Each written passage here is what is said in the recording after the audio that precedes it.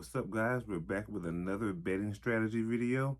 I am Bro Power the Geek. You can call me the Geek. So let's get right into it. You guys already know we're talking live dogs, lock of the night, and a parlay. I have one parlay this weekend, but I'm very confident in this parlay.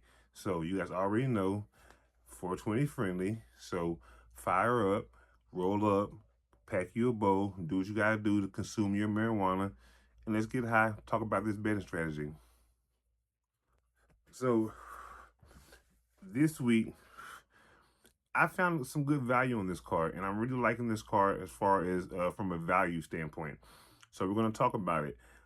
First live dog I like is going to be Unicia Dubin coming in at a plus 300. Now, the reason I like Unicia is pretty simple. Both women here are unproven. Neither one of so the lady she's fighting, Chavez or Chaves, whatever. This lady has never fought an opponent who's won a fight prior to being on the Contender Series. Prior to Contender Series, Dubin has never fought an opponent who has fought a fight before. Everybody she's fought, it was their first fight. So it's safe to say with both ladies, who knows? In that plus 300 and the power that Dubin carries, I'll take that shot all day. Most women's MMA fights are already coin flips. If this isn't a coin flip, I don't know what it is. And like I say, if this was a pick 'em, I'd probably leave it alone. I wouldn't even touch it. But plus 300 value and Jacia, I don't know. I think she's okay, but I also think she got hit a lot in her Contender Series fight, and she got walked down a lot too. And if that happens here, she's probably going to eat some big punches and go to sleep. So I'll throw some on. I'm probably going to throw a straight money line bet on Dubin. Nothing too crazy, maybe $1 or two just to play with it, just because. But I may throw a straight money line bet on her, and I may throw her in one parlay just to juice it up in case she does hit. I'll throw her in one of my stronger parlays. So yeah, I like that. Another live dog I like is Santiago Luna.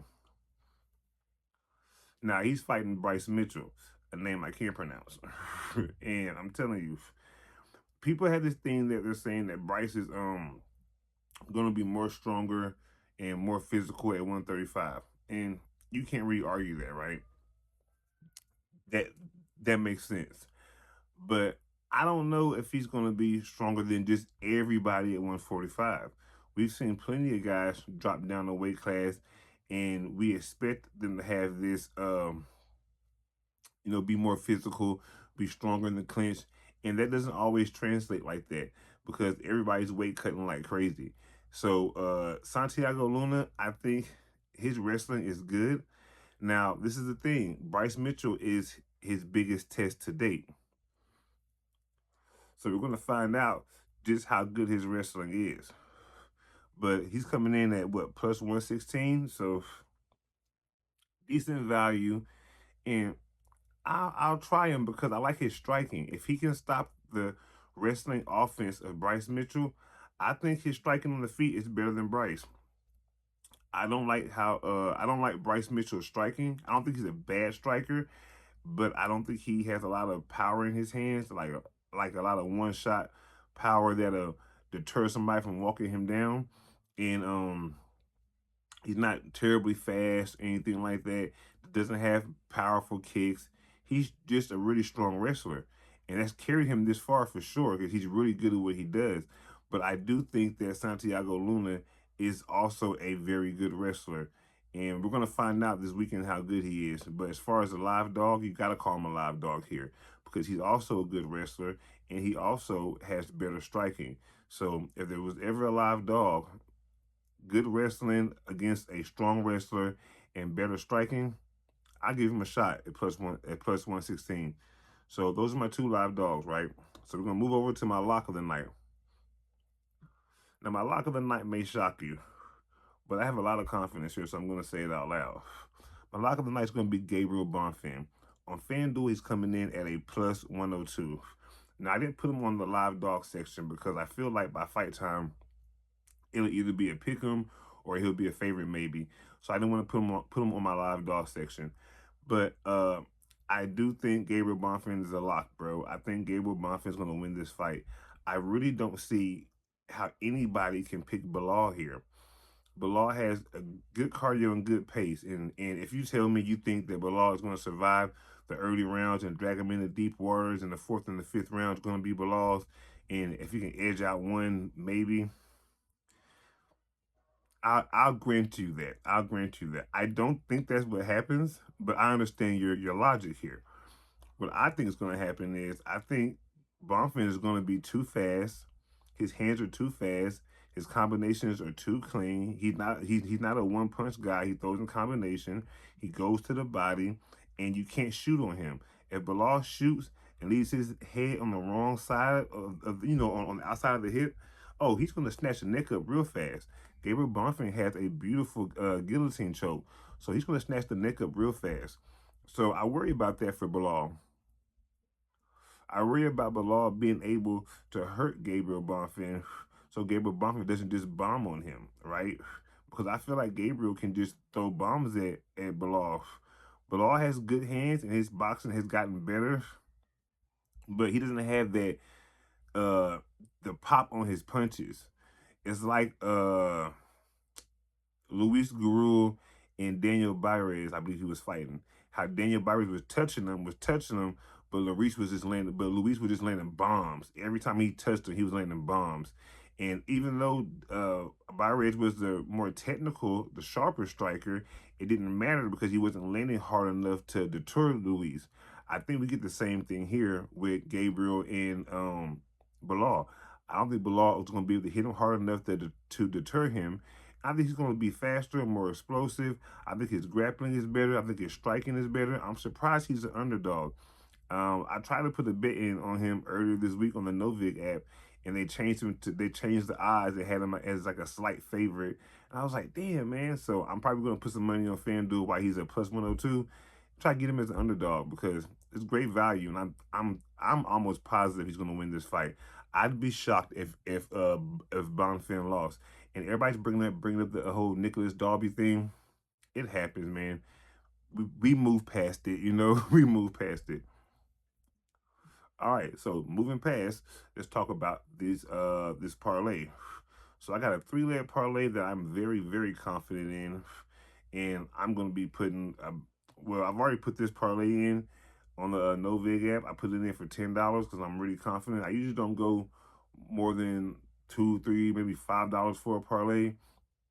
But I've been winning the past few weekends, so we're gonna spurge a little $10 parlay. But it'll probably be the only parlay I'm putting in this weekend. I may put one more parlay in, and I'm probably gonna try to find some straight money line betting spots this weekend to put down $20, $30 on and see what I can do. But the parlay I have in is going to be Ketlin Souza coming in at minus 330, and I really like Ketlin in this matchup. I think she's just better everywhere. I like Carnelosi. I think she's a good fighter, but I think she just outgunned here everywhere. I think the grappling, Ketlin is better. I think the striking, Ketlin is better. I think she's more explosive. And I think she has the better cardio and the better finishing instincts. I forget who it was watching film of her. She punched this one lady, almost spent her around, and then immediately jumped on the neck. It looks like Alexa Grasso versus Macy Barber. I can't remember the lady's name off the top of my head right now. I'm smoking. But you know who I'm talking about. Crazy shit. I had it in the highlight video. It probably came on the screen at some point in time. But you know who I'm talking about. And she has really good like fight ending instincts. So I like Ketlin Souza a lot. My next leg is going to be Bruno Silva coming in at a minus 142. I really like Bruno Silva in this spot. I can't tell you how much I like Bruno Silva in this spot. I really like him here. Now, Edgar Chairez, I was kind of big on Edgar Chairez when he first came to the UFC, but he's let me down in a few spots. He's had a few close fights that I don't think should have been that close, and I just don't have the same level of confidence in Edgar Chairez as I used to have. Now, Bruno Silva, you know one thing for sure, he's going to fight for his money. In his last fight, I think he got robbed. Sucks to say, but sometimes it be like that, bro. So I'm hoping in this fight he comes out and makes it more clear every round that he's winning that I won this round. He has to be clear with every round if he doesn't get the finish. But I don't know. I like Bruno Silva a lot. A lot. He has fast hands, really good striking for a guy who started off as a grappler, but really good striking, really good grappling, and if he can mix those two together, I think he'll have a pretty easy matchup here.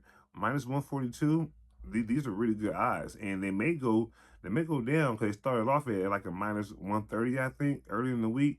So they've been going up and down, but if he goes under like a minus 130 by fight time, then I'm definitely gonna I'm already planning on putting a straight money line bet on Bruno because I really like Bruno in this spot. And like I say, I think the striking is better, faster. He's meaner. He's looking for the finish more. He goes to all three levels. Like there's so much to like about Bruno in this fight.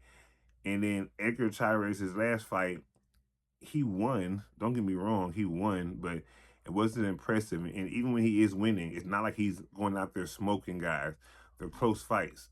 So I think if he has a close fight with Bruno, Bruno's going to edge a decision, split decision maybe, or just get the finish. Either way it goes, Bruno wins. And then the last leg is going to be my lock of the night, Gabriel Bonfim. We already spoke about that. He's coming in at a plus 102. So, like I say, I like Gabriel Bonfim a lot. I don't see how anybody could pick Bilal in that fight. Moving on. So, it's a three-leg parlay. It comes out to plus 348. Now, this isn't terrible. This is pretty good odds. Plus 348 is not bad at all. So, pretty good odds there for the parlay. I've already played that parlay. I put $10 on it. I'm going to be and the odds of those odds I just read from you for you were from FanDuel. I'm using the Novik app, so the odds are a little different. You guys already know across the different platforms, the odds aren't going to be the same every time, but you guys understand what I'm saying. So that's what I'll be playing, and like I say, I'm probably going to do a lot of straight money line bets. That's the only parlay I'll be playing. I may play one other parlay, but I'm not sure. I kind of want Dubin in the parlay because I feel like she'll juice up a parlay at plus 300, and I really like her in that fight. But I'll see what happens. I've made a little money these past few weeks, so I want to kind of keep that going and kind of bet smart. What I do, guys, is I just bet small until I get bigger amounts of money on my account, and then I bet larger. I place larger bets, but I usually don't cash out my accounts so I'm over 500 or better because I feel like there's no point in cashing out for like 20, 30 bucks, 100 bucks. I want to cash out for 500 or better. And the way I get there, once I start getting, bigger amounts of my accounts is I don't put in so many parlays. I prefer to do just straight money line bets. If I find some good odds, then I can make some good change. If you guys didn't see the final thoughts video, I'll put it on the screen now. What I did last weekend with the straight money line bets, um, cleaned up pretty much. I think I made like $30 on money line bets, just straight money line betting. And the thing with that is, if you find some good value, you can bet 20, 25, win yourself an extra $10, $15 on betting on one fighter, and you just let it build in your account. Adverse to all these parlays. Now, I enjoy a good parlay too, but with the parlays, I normally put a dollar or two in the parlays, five at the max. This weekend, like I say, I made a little money. I'm gonna be a little greedy. I'm gonna throw $10 on the parlay this weekend. We'll see what happens. But like I say, I've talked enough, guys. So thanks for watching the videos. You guys already know I posted up the White House card videos already, so check those out. And thanks, guys, for the support. And I'll see you guys next week for another betting strategy video.